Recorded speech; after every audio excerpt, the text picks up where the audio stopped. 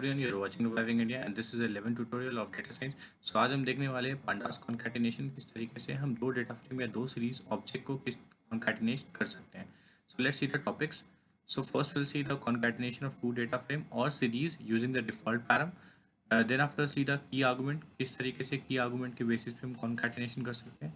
Then after see the ignore index, किस तरीके से कॉन्कैटिनेशन के बाद हम इंडेक्स को इग्नोर कर सकते हैं। Then we'll see the access param, that how can we concatenate over the column as well as rows. And then we'll see how to handle the index with join param, that is inner and outer. Then we'll see the sort argument, किस तरीके से concatenation में हम sorting कर सकते हैं. Then we'll see the verify integrity. So let's see the open Jupyter notebook जिसपे हम ये concatenation perform करने हैं. उसके लिए आपको command prompt पे Jupyter notebook टाइप करना पड़ेगा. उसके बाद आपके default browser में हमारा ये इस तरीके से ओपन हो जाएगा Jupyter notebook. उसके बाद आप न्यू पे जाएं और यहाँ पर Python 3 ओपन कर दें। इस तरीके से आप देख सकते हैं हमारा जुपिटर नोटबुक ओपन हो चुका है। तो सबसे पहले किसी भी सीरीज़ या डेटा फ्रेम पे हम कॉन्कैटिनेशन करने के लिए हमें सबसे पहले पांडास को इंपोर्ट करना होगा। उसके लिए हम लिखेंगे इंपोर्ट पांडास एज पीडी। तो सबसे पहले हम सीरीज़ दिखाने वाले हैं आपको। सो उसके लिए हम PD dot series function use करेंगे। सो यहाँ पे बेसिकली मैं एक लिस्ट लेने वाला हूँ जहाँ पर हम दो ऑब्जेक्ट पास करेंगे ए एंड बी। सिमिलरली हम S2 सीरीज़ बनाने वाले हैं, तो यहाँ पर हम pd डॉट सीरीज़ यूज़ करेंगे एंड यहाँ पर हम दो वेरिएबल लिखने वाले हैं c एंड d। सो इस तरीके से आप देख सकते हैं। इसको हम रन करेंगे। सो रन करने के बाद हम यहाँ पर pd डॉट कॉन्कैटिनेट जो हमारा फंक्शन है उसे हम यूज़ करेंगे कॉन्कैट, और यहाँ पर हम S1 और S2 को पास करेंगे। सो इस तरीके से आप देख सकते हैं। इस तरीके से हमारा, अगर मैं यहाँ पे एक और ऐड करके आपको दिखाऊं, S1 प्रिंट करूं और साथ ही साथ S2 प्रिंट करूं, आप देख सकते हैं यहाँ पर 0 1 इंडेक्स है A और B का, और यहाँ पर 0 1 इंडेक्स है C और D का। तो जब कॉन्कैटिनेशन हो रहा है तो इस तरीके से 0 1 0 1 हमारा इंडेक्स है और A B C D है। तो इस तरीके से आप सीरीज हमारा कॉन्कैटिनेशन कर सकते हैं with default parameter. Now let's see to data frame. Data frame design करने के लिए मैं दो डिक्शनरी लूँगा। तो डिक्शनरी हम बेसिकली कर्ली ब्रैकेट्स में यूज़ बनाते हैं। उसके बाद मैं यहाँ पे की लूँगा और यहाँ पर मैं दो नाम पास करने वाला हूँ।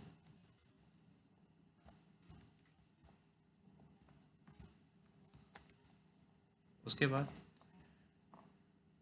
सेकंड कॉलम लूँगा और यहाँ पर हम पास करने वाले साल।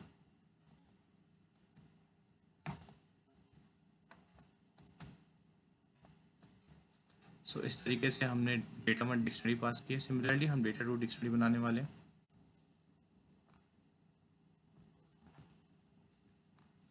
सो यहाँ पर मैं नाम चेंज करने वाला हूँ।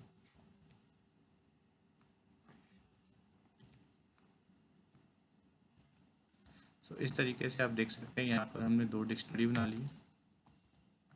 उसके बाद मैं पहला डेटा फ्रेम बना रहा हूँ, that is PD data frame और डेटा 1 पास कर देंगे इस तरीके से। उसके बाद सिमिलरली हम दो डेटा फ्रेम बनाने वाले हैं इस तरीके से, डेटा 2 पास कर देंगे। इसको भी रन कर लेते हैं। तो आप देख सकते हैं, अगर मैं df1 प्रिंट करके आपको दिखाता हूँ तो आप देख सकते हैं नेम और एज, यहाँ पर हमारा इंडेक्स है, यहाँ पर हमारा कॉलम का नाम है। उसी तरीके से सिमिलरली हमारे पास df2 है इस तरीके से। तो इसको इनको कॉन्कैटिनेशन करने के लिए हम फिर से कॉन्कैट फंक्शन को यूज़ करेंगे और यहाँ पे लिखेंगे df1 df2। ओके, यहाँ पे मैं लिस्ट पास करना भूल गया, क्योंकि जितने भी ऑब्जेक्ट्स होते हैं हमारे पास, अगर मल्टीपल ऑब्जेक्ट है तो उसको आप एज अ लिस्ट पास करना होगा। सो आप देख सकते हैं यहाँ पर 0 1 2 0 1 2 करके हमारे df1 और df2 इस तरीके से कॉन्कैटिनेशन हो गया हमारे एक ही कॉलम में, नेम और एज कॉलम में।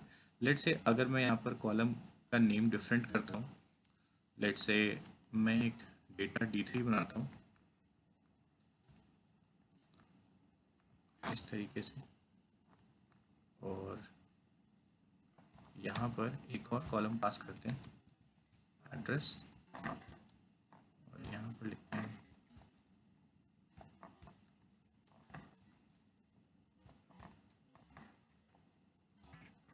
सो इस तरीके से मैंने ये थर्ड डेटा फ्रेम लिया और इसको मैं फिर से थर्ड डेटा फ्रेम बनाना चाहता हूँ जहाँ पर मैं आपको डिफरेंट कॉलम को कॉन्कैटिनेशन करके दिखाना चाहता हूँ। तो सबसे पहले हम डेटा 1, डेटा 2, डेटा 3 वाले को रन करेंगे, उसके बाद हम इसको रन करेंगे, उसके बाद मैं यहाँ पर आपको df3 रन करके दिखाना चाहता हूँ कि इस तरीके से हमारा df3 रन हो रहा है। तो आप देख सकते हैं नेम, एज और एड्रेस है। सो लेट्स से अगर हम df1 और df3 को मर्ज करेंगे तो किस तरीके से हमारा वैल्यू आएगा। तो आप देख सकते हैं कि बेसिकली हमारा अगर df1 और df3 को हम मर्ज करने वाले तो 012 और 012 यहाँ पे आने वाला है। बेसिकली एड्रेस जो है हमारा फर्स्ट 3 वेरिएबल्स के पास नहीं है, आप देख सकते हैं। अगर आप df1 की देखेंगे तो बेसिकली हमारा डेटा 1 है, और डेटा 1 में आप देख सकते हैं कि प्रवीण, सैम और रुमान के पास यहाँ पर हमारा एड्रेस अवेलेबल नहीं है। सो इस तरीके से यहाँ पर नैन वैल्यूज़ आए।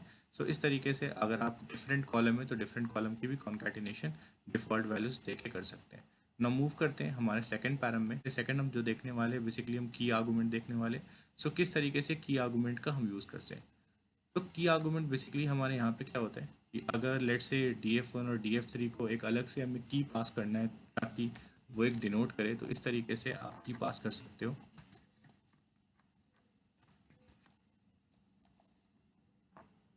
तो यहाँ पर एज अ लिस्ट लेंगे हम, लेट से s1, s2 हम पास कर रहे हैं।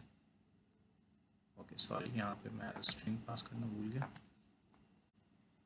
सो यहाँ पर कीज़ होगा ना कि की होगा।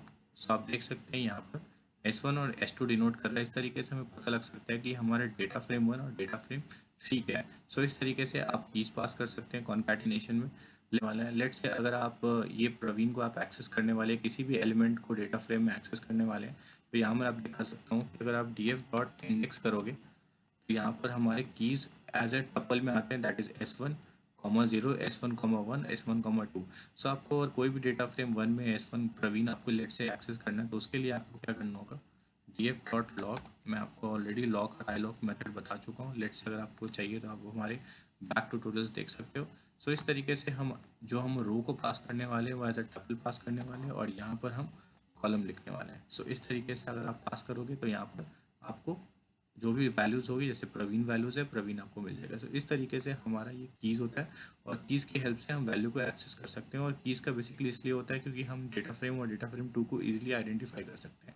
ना मूव करते हैं, हमारा नेक्स्ट पैरामीटर है that is ignore index. So ignore index का मतलब है, लेट्स से मैं आपको यहाँ पे फिर से दिखाना चाहता हूँ जब हमने df1 और df2 कॉन्कैटिनेट किया था। लेट्स से अगर मैं यहाँ पे pd.concat df1, df2 और यहाँ पे मैं एज अ लिस्ट पास करूँगा इसे।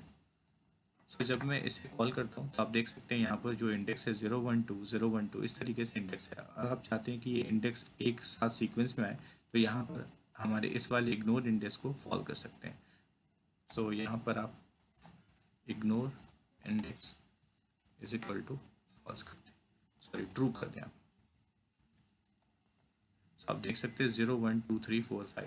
इसी तरीके से अगर आप सेम चीज़ अगर आप सीरीज़ में पास करना चाहें तो सीरीज़ में भी पास कर सकते हैं। सो ऊपर मैंने आपको सीरीज़ का दिखाया था जो हमारा कॉन्कैटिनेशन था पहला यहाँ पे।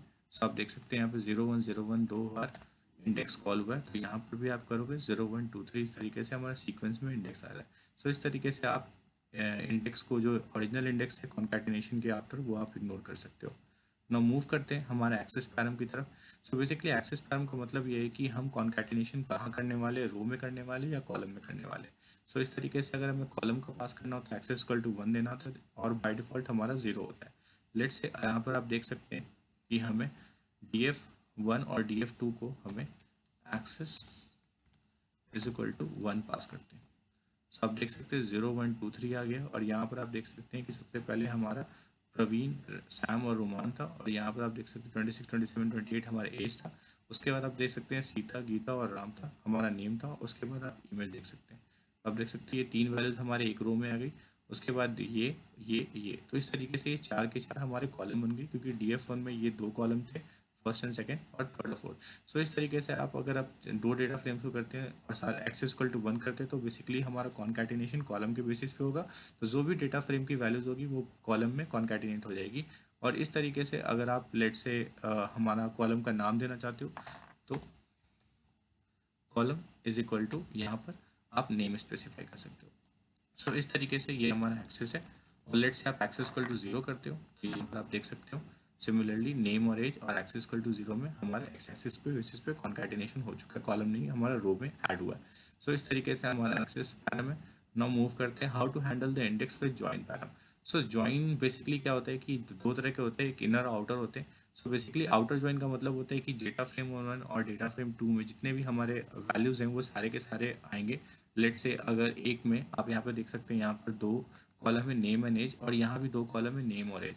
बट आप अगर डेटा 1 और डेटा 3 में आप देखोगे तो यहाँ पर कॉलम है नेम और एज और यहाँ पर नेम और एज एड्रेस। सो इस तरीके से लेट से अगर मैं डेटा फ्रेम 1 और डेटा फ्रेम 3 में यूज़ करता हूँ और फिलहाल के लिए मैं एक्सेस हटा रहा हूँ, उसके बाद आप देखोगे तो यहाँ पर आप देख सकते हो नेम एड्रेस एज और एड्रेस तीनों आया है। लेट से अगर मैं यहाँ पे join is equal to inner लगा देता हूँ। सो बेसिकली बाय डिफॉल्ट हमारा आउटर ज्वाइन होता है। आउटर ज्वाइन का मतलब जितने भी हमारे कॉलम होंगे वो सारे के सारे कॉन्कैटिनेट होंगे और जहाँ जहाँ वैल्यूज़ नहीं होंगे वहाँ वहाँ नया लेंगे। बट इनर इनर में क्या होता है, बेसिकली नेम और एज जो भी हमारे कॉमन बेसिकली कॉलम्स होंगे वही कॉन्कैटिनेट होंगे। सो इस तरीके से आप देख सकते हैं कि नेम और एज DF1 और DF3 में, सो DF3 में जो हमारा एड्रेस है वो लीव हो चुका है बिकॉज हमारा ज्वाइन और इनर है। सो इस तरीके से आप ज्वाइन का यूज़ कर सकते हो।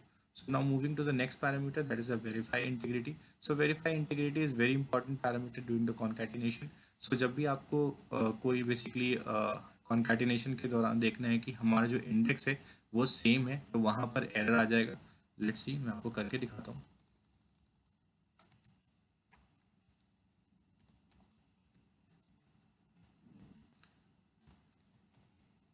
सो बेसिकली ये ट्रू और फॉल्स में वैल्यू डील करता है। तो यहाँ पर आप देख सकते हैं कि DF1 और DF3 में हमने कोई इंडेक्स पैरामीटर सेट नहीं किया। तो बेसिकली जब हम इंडेक्स सेट नहीं करते तो बाय डिफॉल्ट न्यूमेरिक इंडेक्स आता है 0 1 2। तो आप देख सकते हैं 0 1 2 है।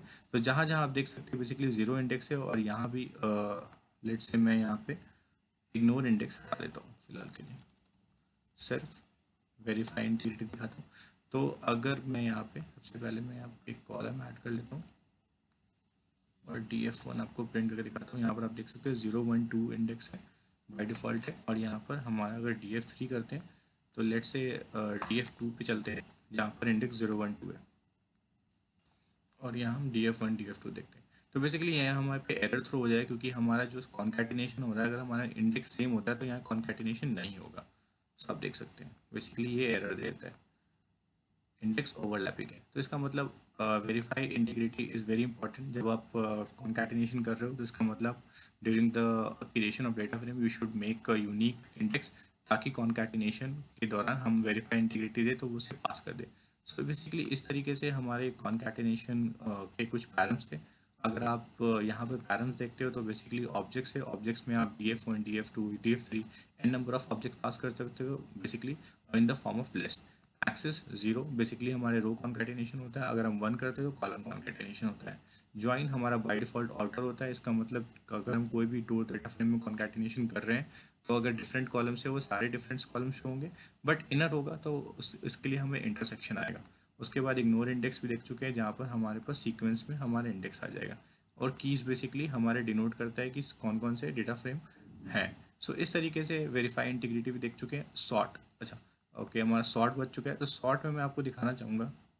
सॉर्टिंग की बात करते हैं तो यहाँ पर सॉर्टिंग का मतलब ये होता है कि जब भी आप कॉन्कैटिनेशन करते हो तो यहाँ पर आपको कॉलम नेम विजिबल होते हैं। तो सॉर्टिंग अगर इक्वल टू आप ट्रू करते हैं तो हमारे जो भी अल्फ़ाबेटिकली ऑर्डर है उसके हिसाब से आपका कॉलम शो होगा।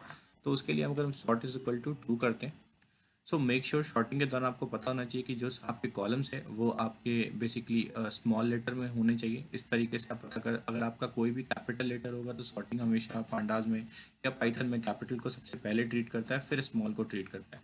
तो यहाँ पर आप देख सकते हो जब हम इसको रन करेंगे तो यहाँ पर N कैपिटल है इसलिए इसको सॉर्टिंग के लिए पहले ले रहा है और एज स्मॉल है इसलिए ले रहा है। अगर मैं एज को कैपिटल कर देता हूँ DF1 और DF2 को और मैं इसको रन करता हूँ फिर मैं डेटा फ्रेम रन करता हूँ तो आप देख सकते हैं बेसिकली हमने A कैपिटल कर दिया है और DF2 को भी कैपिटल कर दिया है। तो जब भी हम यहाँ पे सॉर्ट इक्वल टू ट्रू करेंगे तो यहाँ पे बेसिकली दोनों कैपिटल है तो सॉर्टिंग में A हमारा पहले आ जाएगा। सो इस तरीके से आप सॉर्टिंग कर सकते हैं और साथ ही साथ इस तरीके से आप कॉन्कैटिनेशन कर सकते हैं। अगर आपको कोई भी डाउट आता है प्लीज़ हमारे कमेंट सेक्शन में कमेंट करें। जुपिटर नोटबुक ऑलरेडी अवेलेबल है हमारे गिटहब लिंक पे, और गिटहब लिंक बेसिकली हमारे डिस्क्रिप्शन में अवेलेबल है। Please like and share the video and subscribe our channel Reviving India.